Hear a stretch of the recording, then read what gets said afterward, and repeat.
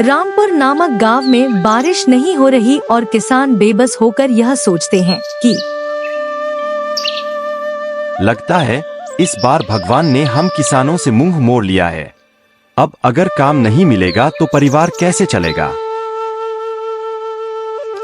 रघु, एक गरीब किसान, अपना सूखा खेत देखकर गांव छोड़ने का निर्णय लेता है।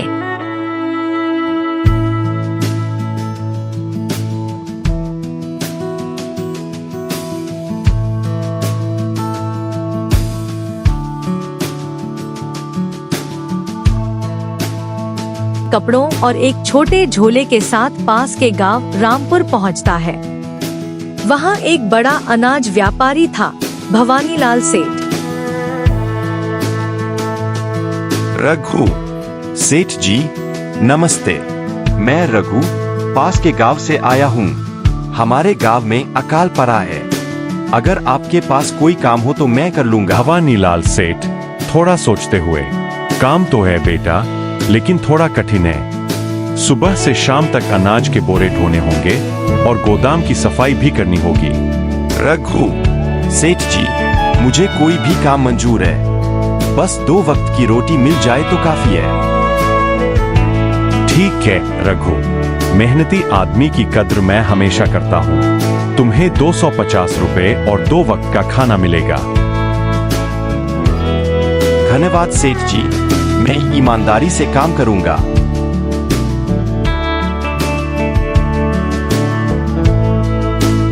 रघु दिन रात मेहनत करने लगा। वह बोरे उठाता, गोदाम की सफाई करता और कभी कभी बैलगाड़ियों में अनाज भरने में भी मदद करता। धीरे धीरे सेठ जी को रघु की लगन बहुत पसंद आने लगी। भवानीलाल सेठ अपने बेटे से, ऐसा काम कोई नौकर नहीं करता। रघु जैसा आदमी ईमानदारी का दूसरा नाम है। रघु, सेठ जी मैं तो बस अपने पेट के लिए काम करता हूँ, लेकिन जब दिल से काम किया जाए तो भगवान भी खुश होते हैं।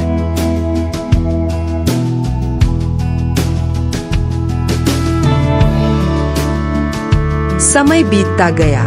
रघु के पास धीरे धीरे कुछ पैसे जमा हो गए। उसने गांव में एक छोटी झोपड़ी खरीद ली और वहीं रहने लगा।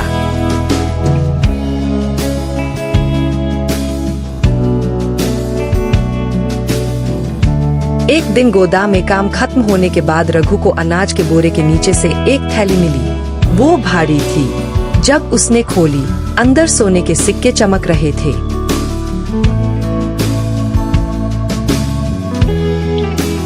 रघु चौंकते हुए, हे भगवान, इतने सारे सिक्के, शायद किसी का खो गया होगा। वो थैली लेकर सेठ जी के घर पहुंचा। रघु, सेठ जी ये थैली गोदाम में पड़ी मिली, शायद आपकी हो। अरे राम राम, ये तो वही थैली है जो मेरे पिता के जमाने से रखी थी।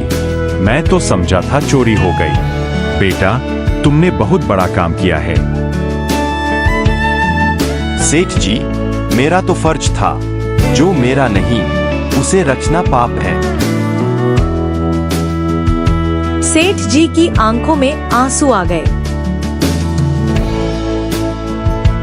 बेटा, आज के जमाने में भी ऐसे लोग हैं। ये सोचकर मन खुश हो गया।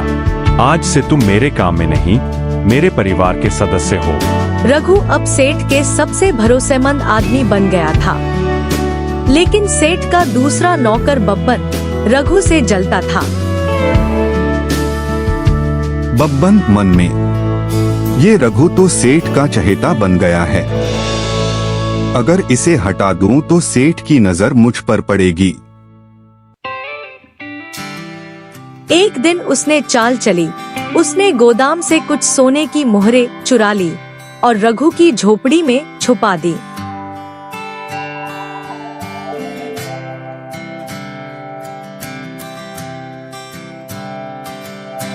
अगले दिन सेठ को चोरी की खबर मिलती है।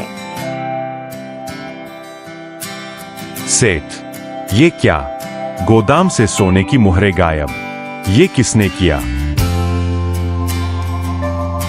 बब्बन, सेठ जी, मैंने रघु की झोपड़ी में कुछ सोने की चमक देखी थी। शक तो उसी पर है।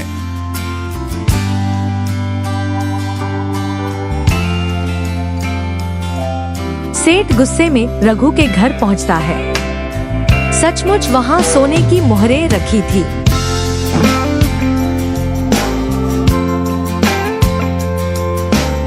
सेठ क्रोधित होकर, रघु, ये क्या किया तुमने? मुझसे धोखा। रघु आंखों में आंसू लिए, सेठ जी, मुझ पर भरोसा कीजिए, मैं ऐसा नहीं कर सकता। सेठ, मुझे यकीन नहीं होता रघु, मैं तुम्हें घर से निकाल रहा हूं। अब तुम यहां दोबारा मत आना।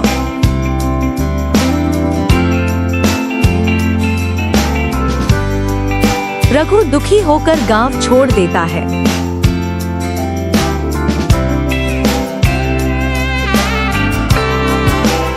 कुछ दिनों बाद बब्बन अपने दोस्त से शराब खाने में बात करता है।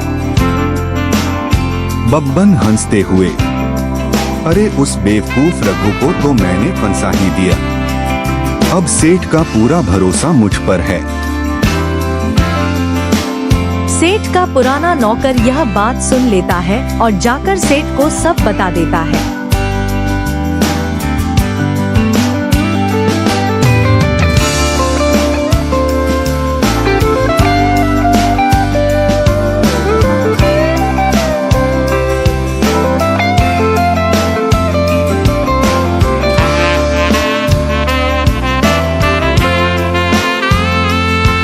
सेठ गुस्से में, तो यह चाल थी तेरी बब्बन, तूने ईमानदार रघु को बदनाम किया।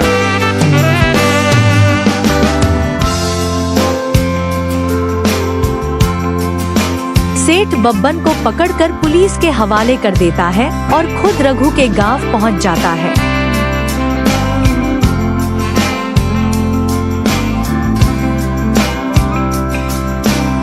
सेठ, रघु बेटा, मुझसे बहुत बड़ी गलती हुई। मैंने तेरी ईमानदारी पर शक किया।